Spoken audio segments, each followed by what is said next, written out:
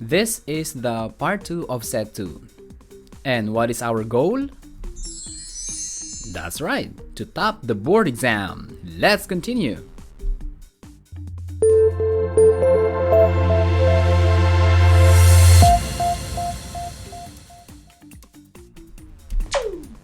Number 26.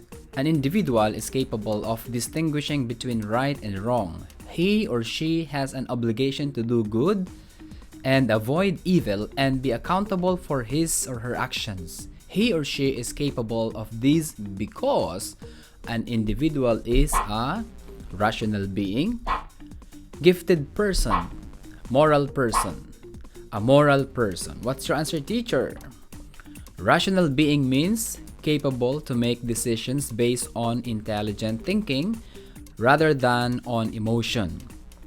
Gifted person is highly skilled or knowledgeable in their field. They demonstrate high level of aptitude or competence.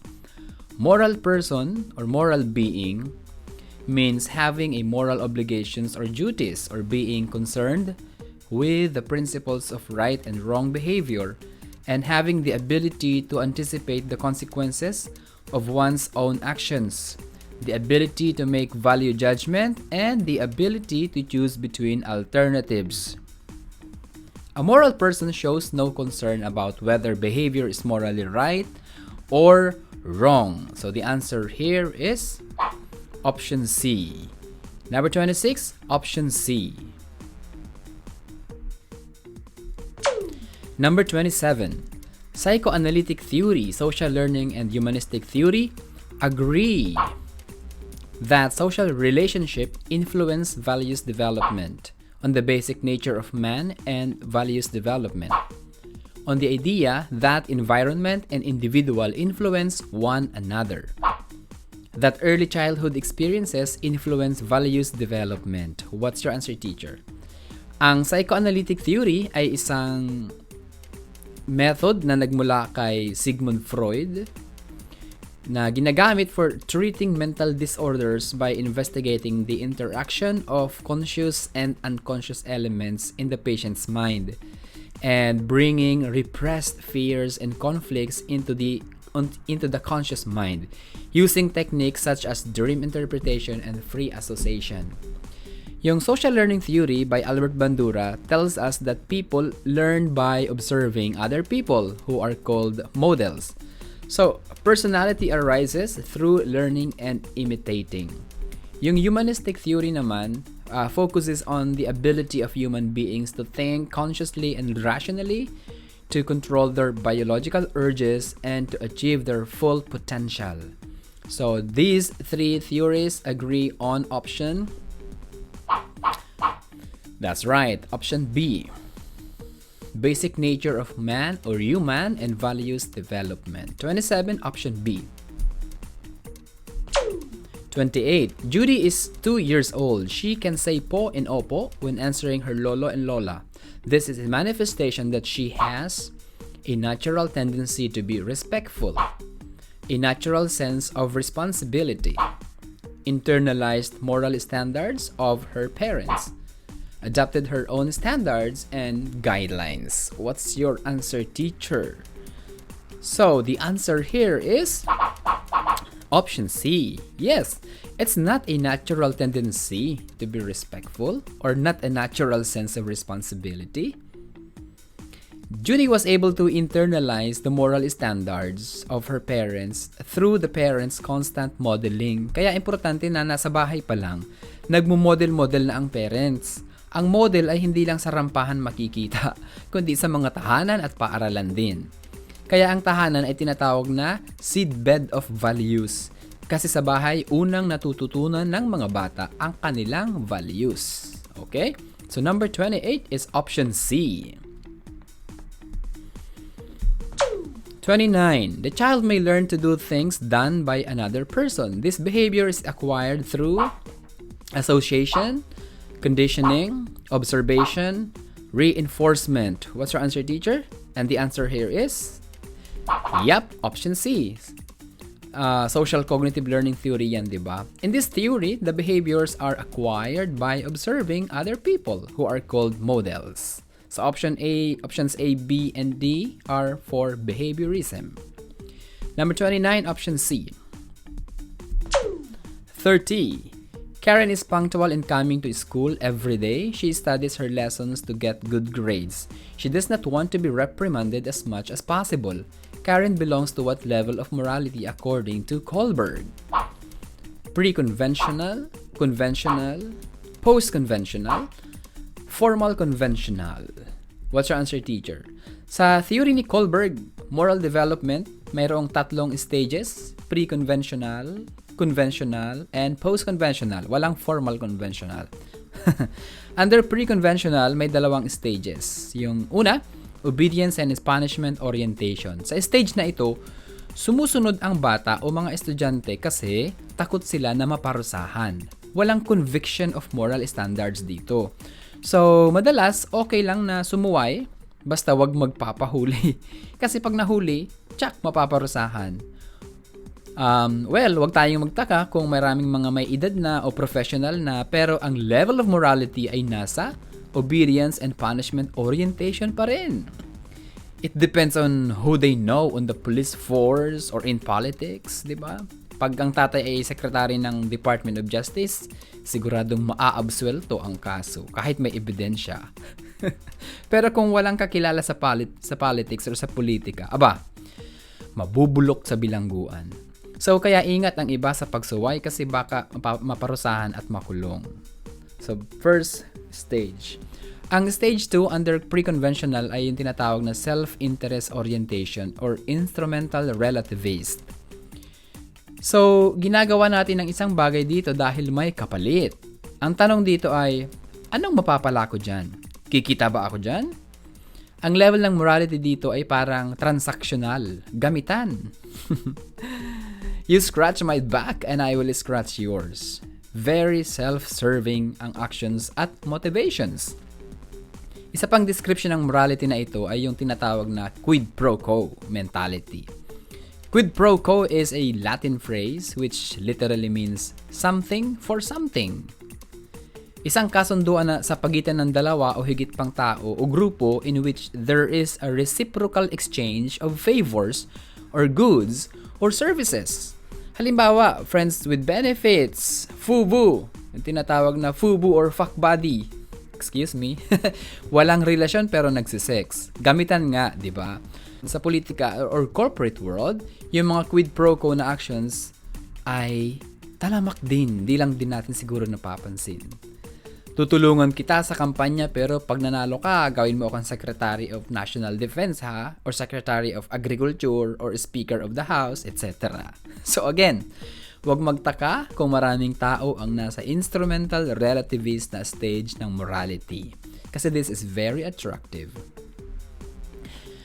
Level 2 is conventional level. So yung unang stage sa conventional level ay tinatawag na good boy, nice girl orientation. Sa stage na ito, we conform to social standards dahil we want to be liked and we want to be regarded as good guy or nice ladies. Mabait. Uy, ang bait niya. In other words, we want to please people whom we have relationships. Halimbawa, gusto kong maging top student kasi siguradong matutuwa si mama at papa. Gusto kong regaluhan si teacher sa birthday niya para maging favorite niya ako. So, we do certain action for other people's satisfaction and pleasure. So, in this stage, we conform to social standards even we do not fully understand. So, external pa rin yung motivations.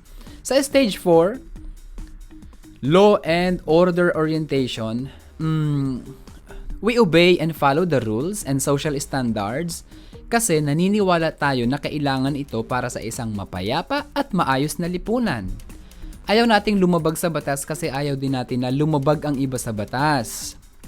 Hindi ako magnanako kasi ayaw ko ring manakawan. Sa stage na ito, ang pinagmumulan ng ating conviction na gumawa ng tama ay external, hindi internal conviction or conscience. Ang motivation dito ay ang pagpapanatili ng maayos na komunidad o lipunan. Law and order orientation nga, di ba? So, susunod na level yung post-conventional. Meron din siyang dalawa.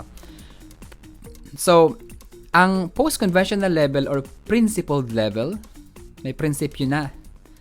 Under post-conventional level ay yung social contract orientation and universal ethical principles.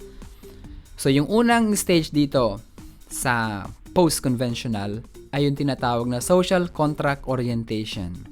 Ginagawa natin ang mga bagay-bagay hindi lang dahil makakabuti sila at makakatulong sa pagkakaroon ng maayos na lipunan, kundi dahil ito ay isang obligasyon sa kasunduan, social contract, sa kontrata. Ang social contract ay isang kontrata o kasunduan na gagawin ko ang tama basta kayo din o ikaw din, pati nga ang gobyerno, ay gagawin din ang tama. So, inirerespeto ang iba't ibang mga pananaw, mga karapatan ng iba, at pati na ang mga pagpapahalaga ng iba or values ng iba. Basta't, irerespeto din ako at mga karapatan ko at values ko. Ang mga batas na ginagawa ng pamahalaan ay tinitingnan bilang mga kasunduan, hindi pagkukontrol sa atin. At dahil doon, ang mga batas na hindi nakakatulong sa atin ay dapat alisin o palitan. They should promote the greatest good for the greatest number of people.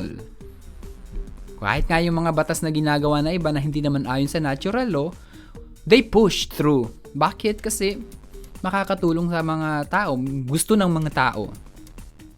Okay, without mentioning some examples.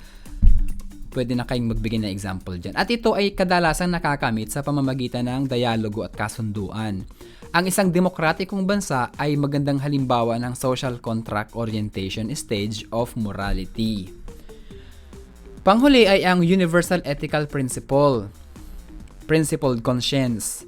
Sa stage na ito ng morality, ginagawa natin ang isang bagay dahil kumbinsido tayo na ito ang tamang gawin base sa ating konsensya, hindi external. So, ang motivations to do good ay nanggagaling sa loob, internal. Mahirap ito dahil lahat tayo, we usually jump from one stage to another stage of morality. Pero kahit mahirap, sinasabi ni Kohlberg na mayroong ganitong stage ng morality. So now, going back to item number 30, what is your answer, teacher? Karen studies to get good grades. She doesn't want to be reprimanded. Specifically, she is in the good boy, nice girl orientation, and that is under conventional level. So number 30, the answer is option B. 31. Psychoanalytic theory emphasizes early childhood experiences, while social learning theory stresses environmental conditions where individuals learn and acquire values. This statement is false, neither true or false, true, totally false. What is your answer, teacher? The answer here is option C.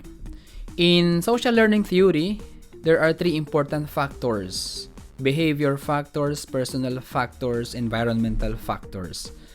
So number 31, option C.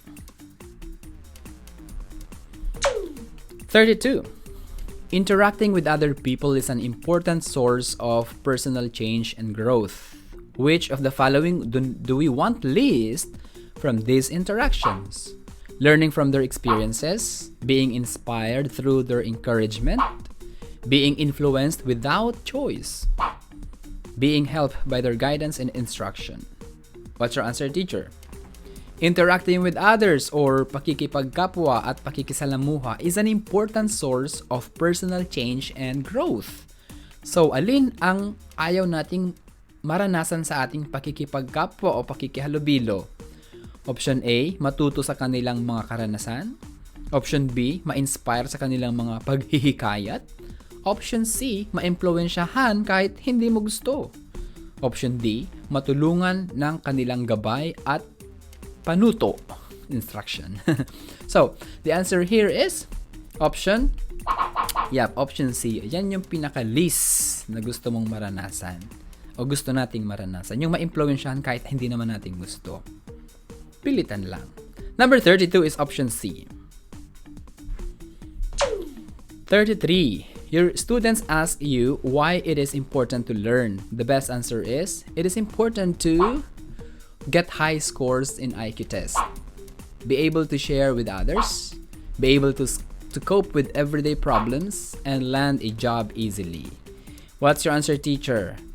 Well, of course, you can answer all of these to your students, but the best answer here is option C. Yep. Relevance ng lessons ng pinag-aaralan sa totoong buhay to solve our problems. Next. 34. Enhancing a positive self-concept is one big step for self-development. Which of the following is a healthy self-concept? Picturing oneself a bit above one's peers. Being humble enough to put oneself below some of one's friends. Seeing oneself as having very good potentials for growth. Regarding oneself as the best person. What's your answer, teacher? Self-concept? What's this? It's the cognitive or thinking aspect of yourself related to your self-image. It generally refers to the totality of a complex, organized, and dynamic system of learned beliefs, attitudes, and opinions that each person holds to be true about his or her personal existence. So dito, alin ng healthy self-concept? And the answer is option C. Yan yung pinakamabait. Seeing oneself as having very good potentials for growth. 34, option C. 35. Mina is a teacher. Lately, she got bored with her usual work. What will you suggest to her? Enhance herself by assessing the situation.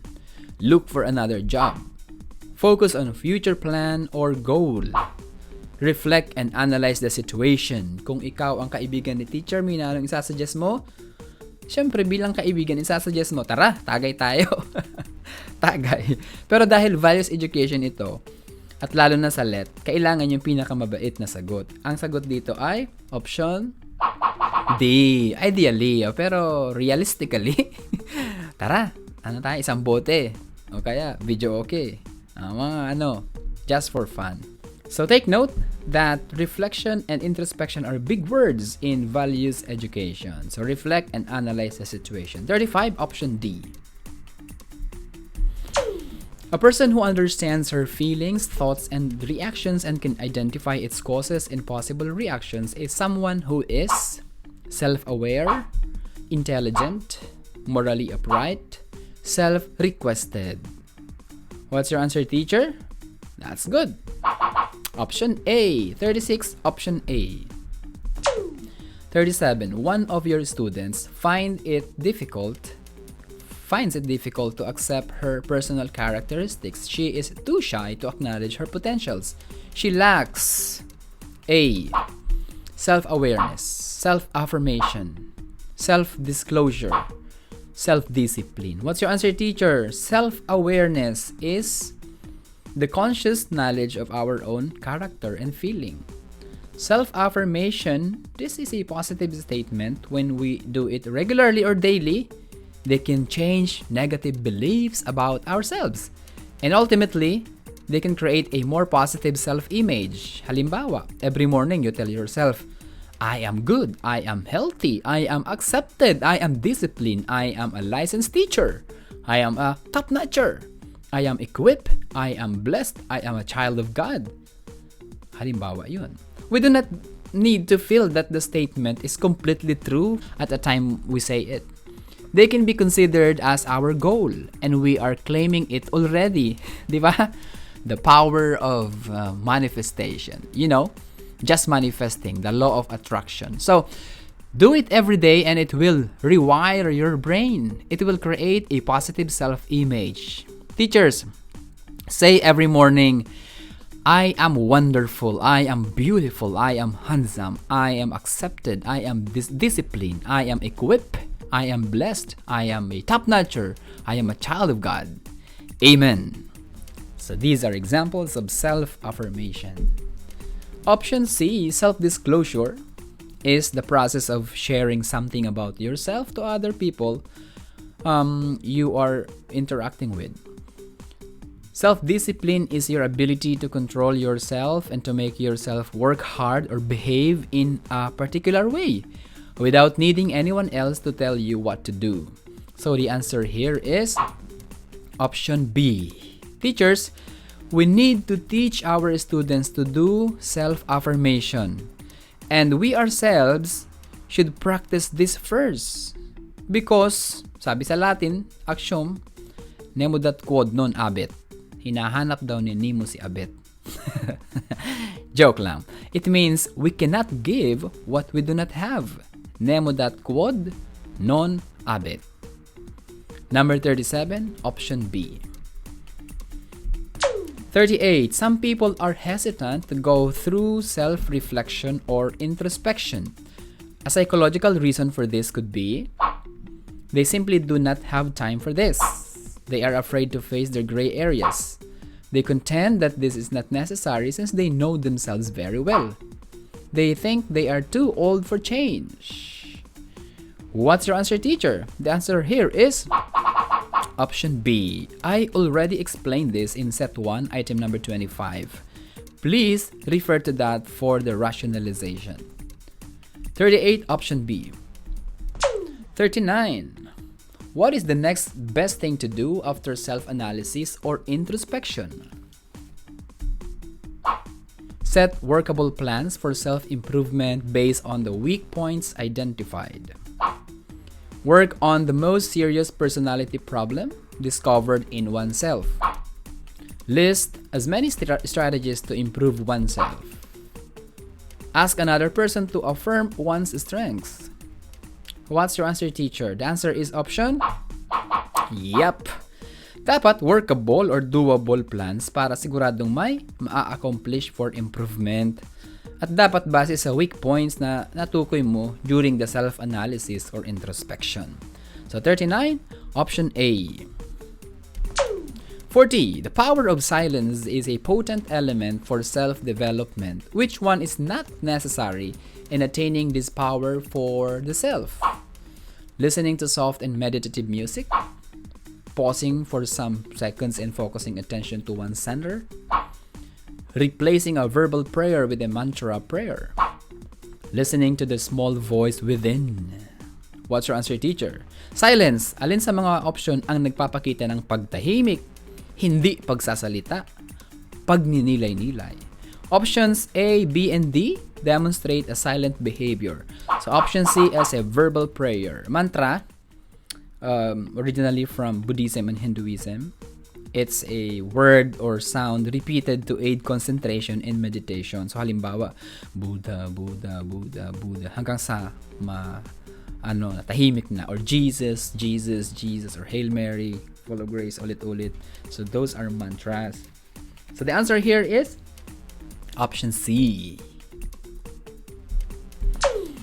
41. Disclosure skills help one to enhance intrapersonal as well as interpersonal relationships. Which pair of conditions most enhances these skills?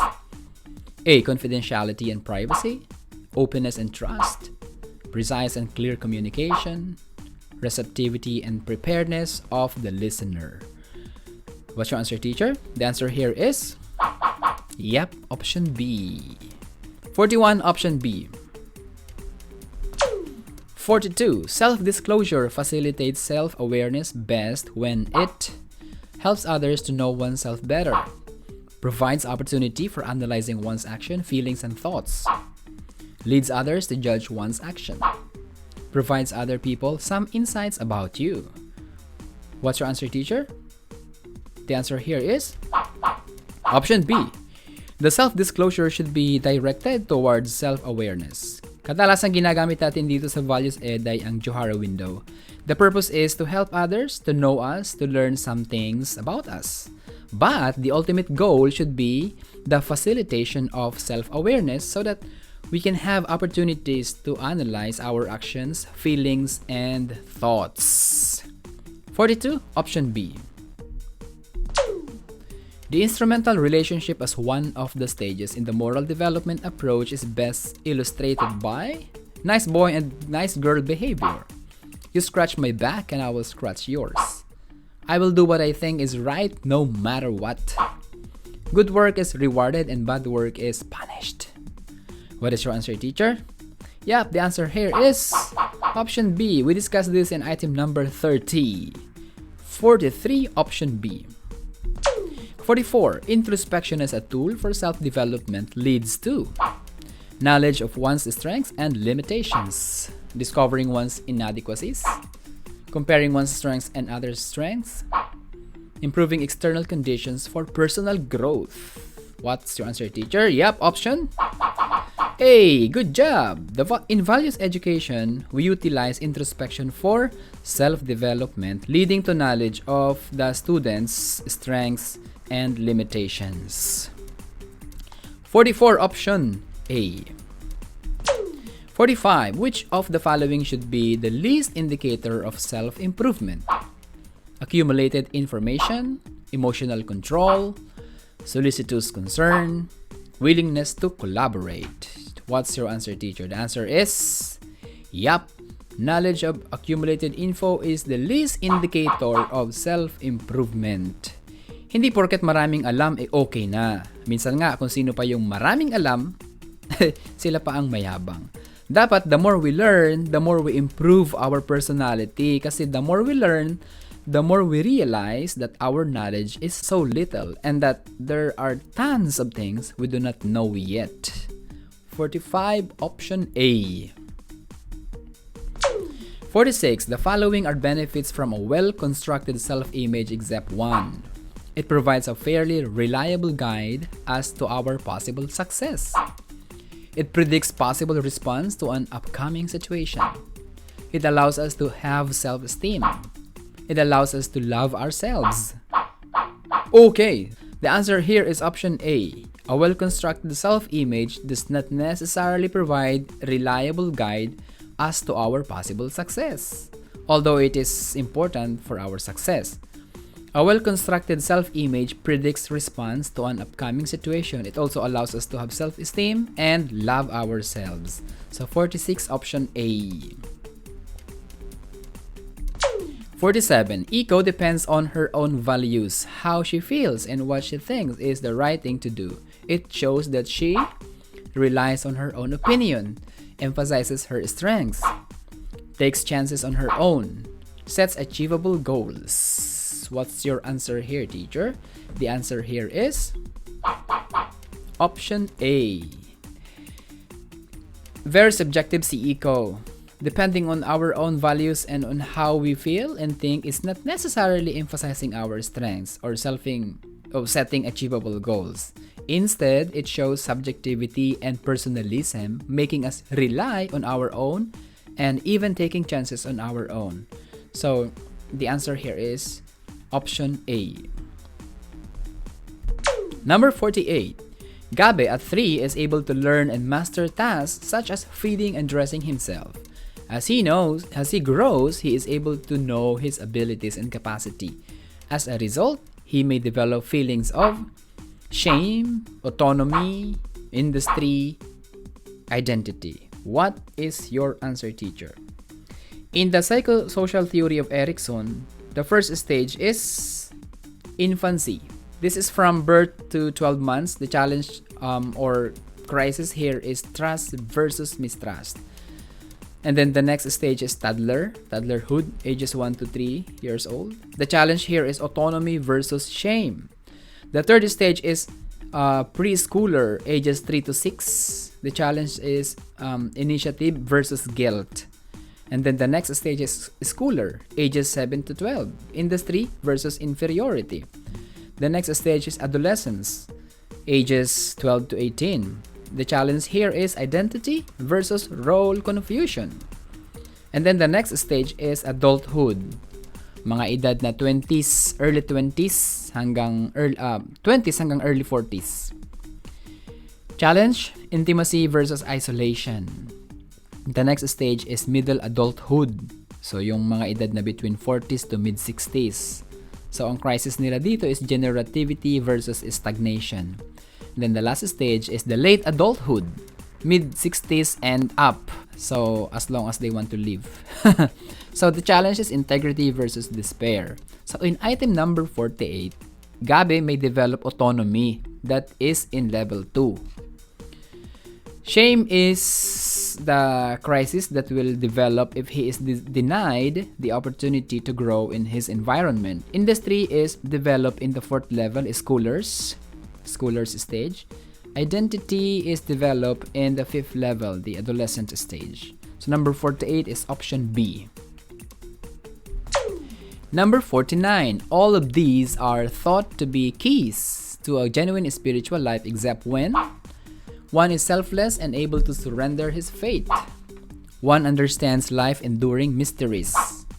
Personal life is subordinated to relationship with higher creator. When the spiritual dimension is brought into everyday life. Yep, the answer is option B. 49, option B. A genuine spiritual life doesn't mean you understand life's enduring mysteries. A genuine spiritual life accepts that we cannot understand life's enduring mysteries. There is an acceptance because we know that we are limited. So, options A, C, and D are keys to genuine spiritual life.